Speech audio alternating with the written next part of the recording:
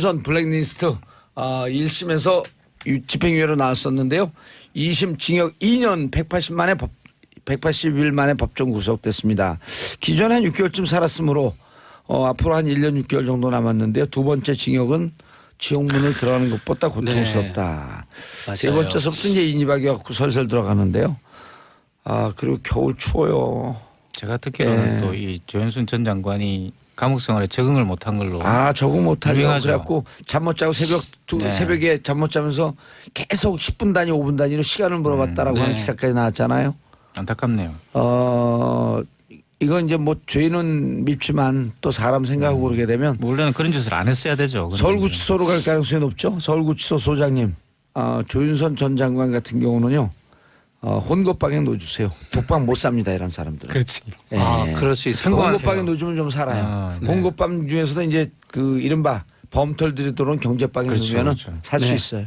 그래서 그런 건 징역 잘 적응 못하면 우리처럼 독한 사람들 그냥 사는데 독방 이런 분들은 좀 배려해서 왜냐하면 박모 전에 원내대표였던 분이 제가 면회 갔더니 네. 독방을 못 살아갖고 6개월 만에 홍고방으로 옮겨달라고 해서 홍고방 살면서 좀 잘 적응했다. 이런 얘기를 하더라고요. 독방이냐 홍고방이냐 하는 것은 대체로 교도소장 재량이기 때문에. 네. 자, 이태광 교수님. 깨알 같은. 징역은 어디서 사셨어요? 깨알 같은 조언이네요. 예, 조언이죠. 왜냐하면 사람을 살려줘야 되니까. 저는 징역 안 살았습니다. 며칠 살았다면서요. 그건 뭐 구치소죠. 그래요? 근데 왜 저한테 징역 갔다 온 민주투사처럼 폼을 잡으세요? 저는 그런 적이 없습니다. 아니 여기 민주투사도 아니죠. 어깨 딱 저런 얘기할 때 어깨 짐이 딱 있는 것 같아. 근데 저는 386 세대 1987 영화 때문에 막 전부 다 나오셔가지고 이렇게 막 광파는데. 정언하시고 그러시는데 슬펐어요. 왜냐하면 제 친구들이 사실 좀 불의의 몇 학번이죠? 그걸로 많이 죽었으니까 86학번인데 군대에서 의문사로 많이 죽었죠. 의문사도 많고요. 또 뭐 스스로 목숨을 끊기도 하고 많이 있어가지고 사실 좀 저는 그 추억은 굉장히 마음이 아파요. 그래서 사실 제가 뭐 민주투사님 의 말하면 좀 부끄럽습니다. 우리 지금 그 박종철 열사, 이한열 열사 다시 조명됐지만 제가 늘 가슴 아프게 생각하는 게 86년인가요? 86년에 8호학번 서울대 이재호 김세진 네. 징집 반대. 네네. 그다음 그 군사훈련 반대하면서 그 분신해서 스스로 목숨을 끊은 그렇죠. 대학교 2학년 때. 야. 좀 안타깝지만 그분들 얘기도 영화로 좀 나왔으면 좋겠어요. 네네. 사실은 그분들 영화가 나와야 되는 거죠. 예. 그게 사실 이제 80년대를 서울대에는 추모비가 보여주는 건데. 그 아크로폴리스 광장에 추모비가 있는 거로 저는 알고 있는데 뭐 확인은 안 해봤지만 그렇게 우리 기억에 사라지면서 민주주의를 위해서 목숨을 바친 분들이 너무도 많거든요. 지금 살아있는 분들이 저도 1987 갖고 광을 좀 팔았는데 광 팔지 말아야겠네. 이태광 교수님. 과거의 회상은 예. 뭐 좋습니다. 그러니까 우리가 또 민주주의의 그런 거를 살펴보는 것도 좋은데 너무 또 과거의 이야기를 또 가져오셔가지고 이야기하시면 또 현재는 또 달라졌잖아요. 예. 특히 2030들 같은 경우는 많이 다르죠. 그래서 오늘 본론으로 들어가면 결국 좀 달라진 온도. 이것이 대표적으로 저는 북한에 대한 태도들도 지금 특히 통일에 대한 태도들도 많이 달라졌다. 현송월로 들여다보는 북한의 지도층이다. 그래서 현송월 씨가 지금 왔잖아요. 예, 이거 저희 관심 많아요. 그 현송월 씨를 보면서 저도 깜짝 놀랐어요. 제가 생각하지 못해. 저도 이제 북한에 대해 좀 많이 공부를 해가지고 많이 안다고 생각을 했는데 상당히 좀 다른 이미지의 북한이 왔더라고요. 현송월 씨를 통해서. 그래서 뭐 모란번 악당을 만들고 저기 뭐 김정은이 새로 이제 지도 체제를 구축하고 이러면서 북한이 변화했다는 이야기는 제가 많이 들었는데 예를 들어 제 친구들 같은 경우 평양 갔다 온 친구들이 많이 있습니다. 예. 미국 친구들. 외국 친구들은 갈 수 있어요. 그리고 갔다 와가지고 사진을 찍어서 저한테 보여주고 그랬었는데 걔네들이 제가 북한에 못 간다는 사실을 알고는 깜짝 놀라더라고요. 한국 사람들은 못 가는 거죠 북한에. 그렇죠. 사실은. 그래서 이제 그 굉장히 많이 바뀌었다라고 저한테 이야기를 해주고 그 막 새로 올라간 신시가지 우리처럼 자기들은 이제 강남 평양의 강남이죠. 그런 걸 건설한 모습을 찍어서 보냈는데 상당히 그 디자인이나 이런 것들이 굉장히 이국적이고 굉장히 놀라웠어요. 그러니까 제가 보면서. 근데 현송월 씨가 내려와서 하는 행동들 이런 걸 보면서 상당히 저 자신감은 어디서 나오는 걸까라는 생각이 좀 드는 거예요. 그러니까 북한이 가지고 있는 어떤 자신감. 물론 뭐 그 안에는 불안감도 있겠지만 상당히 이제 그런 부분들을 현송월 씨가 뭐 기획을 했든 안 했든 간에 보여줬다는 생각이 들고 뭐 올 때 보시면은 막 지금 뭐 들고 온 백이 얼마나 뭐 이렇게 여러 가지 지금 보도들이 나왔는데 사실 좀 놀라운 거는 현송월 씨가 지금 나이가 얼마인지에 대해서도 지금 정확한 보도가 없어요. 그러니까 많은 것들이 보도가 됐지만 정확하게 말하면 이 현송월 씨가 누구고 또 어떤 뭐 출신 배경을 가지고 있고 또 어떤 자격으로 여기 와가지고 이런 것들을 둘러보고 있는 이런 거에 대해 다 추측만 있고 정확하게 누군지를 지금 알 수가 없거든요, 우리들이. 그런데 와서 이제 하는 행동이나 이런 것들을 보면 굉장히 자신만만하고 어떤 그 북한 파워 엘리트의 어떤 멘탈리티를 보여주는 이제 그런 것들이 많이 보였죠. 그래서 상당히 저는 좀 흥미로워서 특히 그 걸어오는 모습이라든가 예. 굉장히 당당하게 걸어왔다든가 저는 놀라운 게 뭐냐면 한번 생각해 보십시오. 한국에 현송월 씨 정도 나이대에 있는 사회 지도층이 과연 있는가도 저는 사실 물음이고요. 현송월은 나이가 몇이? 알 수가 없어요. 지금 30대라는 설부터 해가 40대까지 있습니다. 30대 중반부터 40대 중반까지 설이 있는데 나이도 정확하게 지금 뭔지 모르고 있죠. 그리고 뭐 30대일 가능성이 높지 않아요? 저도 30대로 들었어요. 그런데 갑자기 지금 72년생이라는 말이 나와가지고 72년생으로 지금 다시 또 정정이 되고 있던데 와서 했던 발언들도 되게 웃깁니다. 72년생 치고는 많이 어려 보이는데요. 그럼? 저도 한 30대 중후반이 아닌가 싶어요. 그리고 일단 모란봉 악단이 생긴 지가 얼마 안 됐고 그게 단장이거든요. 예. 모란봉 악단이 뭐냐면 10인조. 정확하게 말하면 이제 북한의 걸그룹이에요. 북한의 걸그룹이고 뭐 그중에 뭐 보천보 전자악단 이런 게 있었지만 그거보다 훨씬 더 어린 나이대에서 지금으로 치면 팝송 같은 것도 막 연주하고 그리고 우리가 생각할 땐 깜짝 놀랄 정도로 이렇게 파격적인 의상으로 예. 무대 그 춤도 추고 그렇게 하는 사람들이거든요. 그래서 굉장히 조금 서구 문화와 또 어떤 적경지대가 굉장히 있고 예. 국제화가 되어 있는 그런 그 악단이죠. 예. 다른 악단하고 다르게. 그래서 어떤 많은 그 북한 전문가들이 이야기로는 모란봉 악단이나 이런 것들이 사실 지금 북한의 변화를 보여준다라고 네. 과거에 진단을 많이 했었죠. 저는 이 교수님 얘기에 많이 공감이 가는 게 특히 북한 관련된 정보에 있어서는 보고 싶은 것만 보도하고 싶은 그렇죠. 것만 보도하고 싶은 우리 보수 언론들의 태도에 먼저 문제가 있고 객관적으로 봐야 되거든요. 2016년에 제가 월스트리트 저널 당시 이제 봤더니 북한 과학자 거리 이른바 그게 강남이거든요. 그렇죠. 북한을 치면 평양에 과학자 거리에 가서 커피를 마시고 있는데 커피가 4,000원, 5,000원이란 얘기예요. 굉장히 비싸네요. 그렇죠. 그리고 스테이크가 5만 원에서 7만 원이다. 파스타 집도 있고 햄버거 집도 그래서 있고 다 있어요. 있는데 스테이크가 80불에서 한 100불 사이다.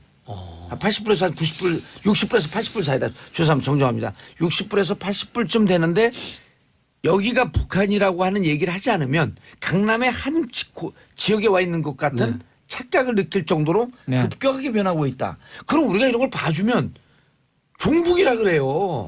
그러니까 난 그게 되게 웃깁니다. 그러니까 저도 이제 북한에 대해 굉장히 비판적인데 북한의 종북은 현실을 보자 그러면 종북이라 그런단 말이에요. 예, 아니 종북은 명진 스님 한 번이면 좋게요. 종치고 북치고 명진 스님만. 근데 솔직히 말해서 이런 발언을 만약에 90년대까지만 했다. 우리 국가범법 그럼 바로 이제 나가니까요. 국가범법을 줄줄이 엮여가는 거죠. 그래서 처음에 이제 남북 회담을 하고 기자단이 처음에 왔었을 때 네.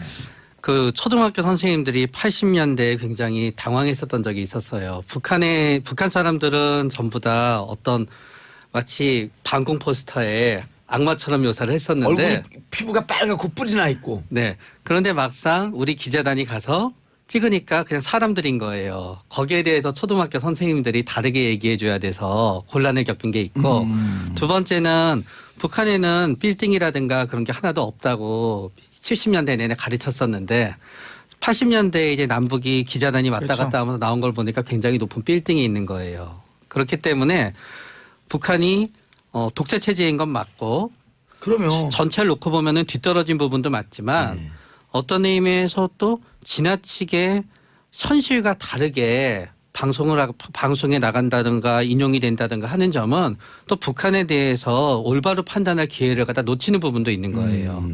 예를 들어서 어떤 한쪽에서는 얘기하거든요. 북한은 당장 두세 달이면 무너질 거다라고 얘기하고 어느 한쪽에서는 상당히 오래 갈 것이라고 얘기하게 되는 건데 그 과정 중에서도 균형 잡힌 걸 하기 위해서는 굳건한 뭔가 단단한 부분은 단단하다고 인정해줘야 되는 부분이 있는 그렇죠. 거고 네. 굉장히 거기에 대해서 뭔가 약한 부분은 약한 부분을 갖다 동시에 밸런스를 맞춰야 되는 건데 인간의 생각이 그렇게 균형 잡힌 생각을 하도록 굉장히 어렵게 되어 있고 그거를 또 정치권에도 이용하다가 보니까 그렇죠. 국민들은 한쪽으로 쫙 쏠렸다가 맞아요. 한쪽으로 쫙 쏠렸다가 하게 되면서 오히려 판단력을 갖다 그러니까 언론의 역할이 이런 걸 해줘야 되는데 이태강 교수님 영국에서 유학을 했으니 네. 영국에서 유학했던 장하준 교수 있잖아요. 네. 지금 장하준 교수도 계시죠? 예, 옥스퍼드 대학에 아, 계신가? 케임브리지 케임브리지. 대학이었습니다. 뭐 사다리 걷어차기 네. 그 뭐 이런 등등의 이제 책을 쓴 분인데 이분이 80년대 영국으로 유학을 갔는데 자료를 보니까 코리아 그러고 인덱스가 인용된 게 이렇게 많더래요. 근데 그 인덱스 인용된 통계를 봤더니 우리나라 경제가 이렇게 좋았었나? 근데 그때 인용된 게 보니까 다 북한의 경제 상황. 노스 코리아죠. 노스 코리아였단 말이에요. 그리고 또 통계를 들여다봤더니 적어도 70년대 후반, 80년대 초반까지는 경제적으로도 대한민국보다 낫었다. 라고 하는 통계를 보고 제가 깜짝 놀랐다는 거예요.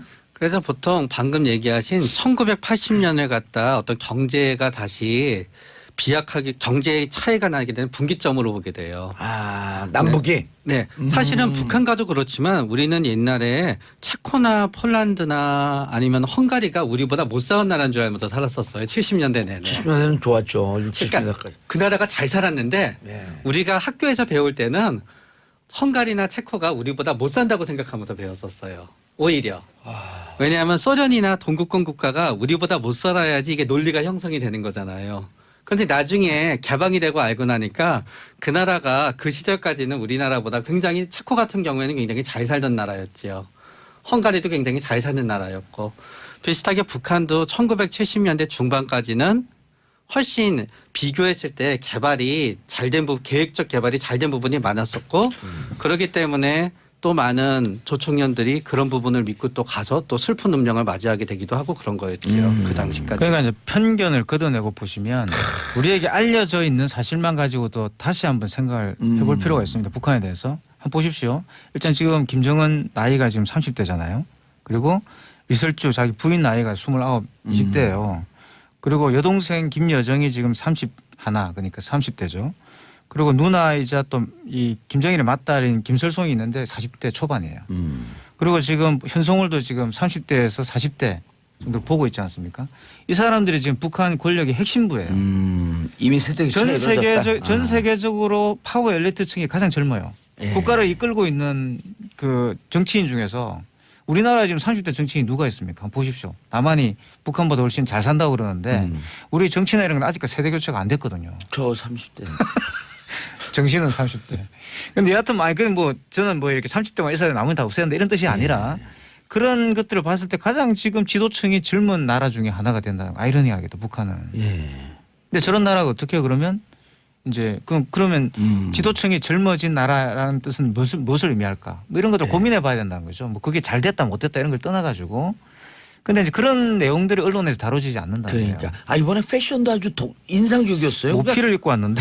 그리고 그 패션을 이렇게 갖다 놓으면 압구정당이나 청담동 네. 이런 데서 다녀도 전혀 손색이 없을 정도에. 그러나 그 패션에는 양면성이 있는 것 같아요. 예. 한쪽 면에 있어서는 어떤 의미에서 국민들은 저렇게 못 사는데 저렇게 입고 다녀도 되지라는 면에 있어서는 부정적인 면이 있는 반면에 반대로 그 패션을 보다가 보면 굉장히 이 사람의 개인적인 취향들은 서구지향적인 거예요. 어허. 그거면 이제 개방에 대한 신호가 있을 수도 있지만 또 그 패션을 보다 보면 이런 생각이 들어요. 우리나라는 대통령 선거에 이제 했을 때 네. 시계라든가 뭐라든가 영부인이 명품만 나타나면 난리가 나잖아요. 어허. 확실히 북한은 아직은 여론 통제가 되는구나. 그렇기 때문에 그 그러니까 예를 들어서 통제 국가니까. 근데 그런 인민에 걸- 전혀 맞지 않는 음.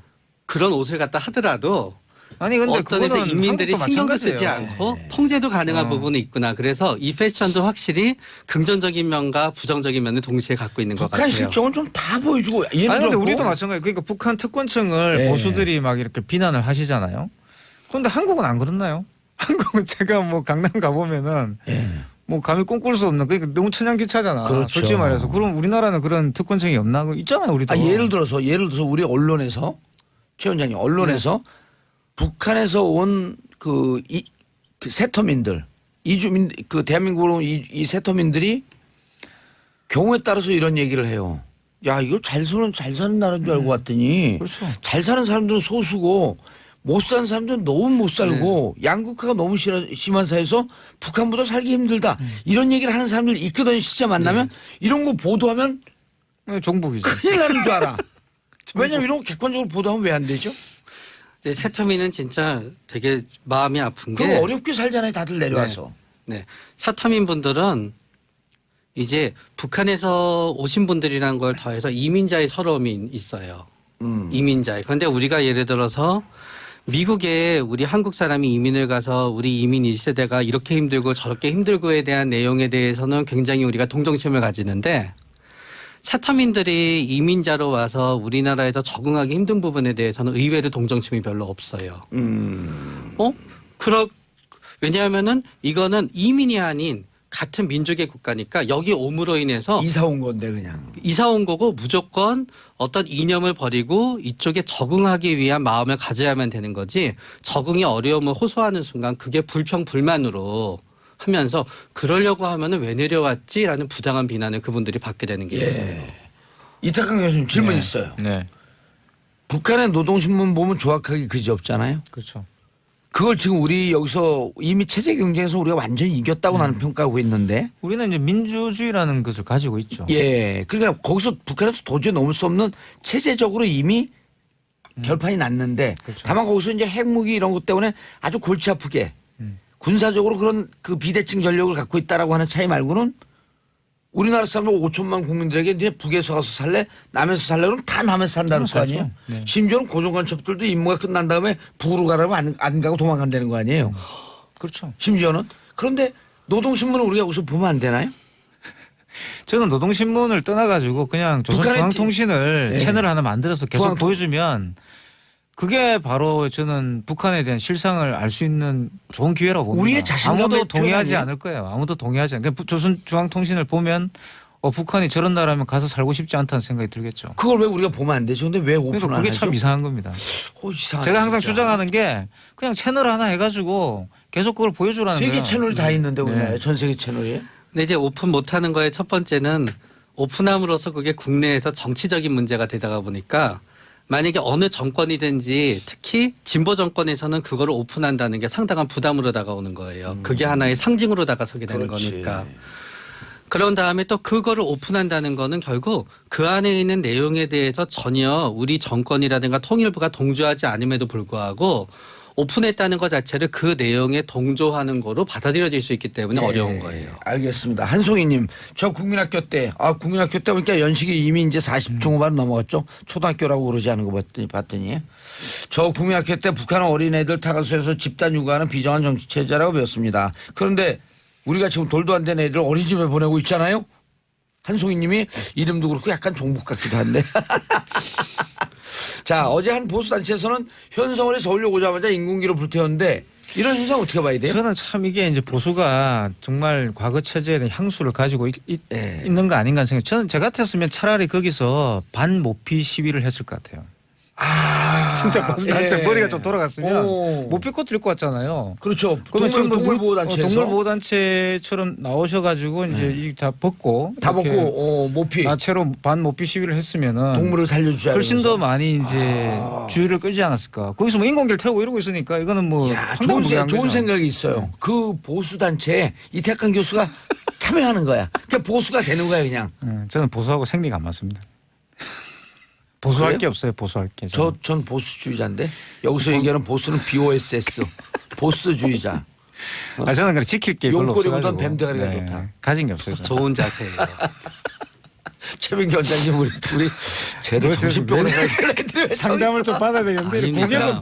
고객으로 바라보시는 것 같아요. 상담 받을 애가 들이 왜 정신 둘이 저러고 있나? 네, 저는 사실 공연 전에 이런 그 보수 단체이든 반응보다도 예. 제가 가장 관심을 두는 거는 공연 후에 반응이에요. 일단 그 공연의 내용과 성공적으로 될 수 있을까요?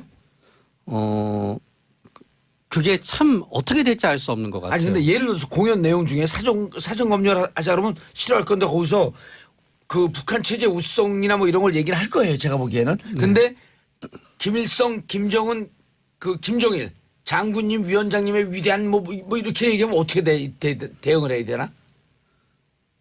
공연 딱 중지시켜야 돼요? 저는 뭐 그런 그렇게 사전 조율을 노골적으로 할 것 같지는 않고요. 아마 협의를 할 것이라고 생각하고 북한이 예를 들어서 저번에 북경 가가지고 이제 이 김정은이 제시한 그런 그대로 하지 않는다 이거 철수해 버렸잖아요. 그것도 현성으로 결정했잖아요. 예, 현송을 결정을 했는데 저는 그거하고는 사정이 좀 다르다고 봅니다. 지금 우리는 이제 같은 민족이라고 북한 사람들이 생각하기 때문에 현송월이 와서 이제 일방적으로 그냥 뭐 북경에 가서 우리가 초청받아가 공연한다 이런 게 아니기 때문에 그렇게 하진 않을 거라고 생각해요. 그래서 이 공연이 중요한 거예요. 북한이 어느 정도까지의 정치적 메시지를 내는지가 북한의 태도가 어느 정도까지 유연한지를 볼 수 있는 리트머스 시험지가 되는 거예요. 공연에서. 예, 알겠습니다.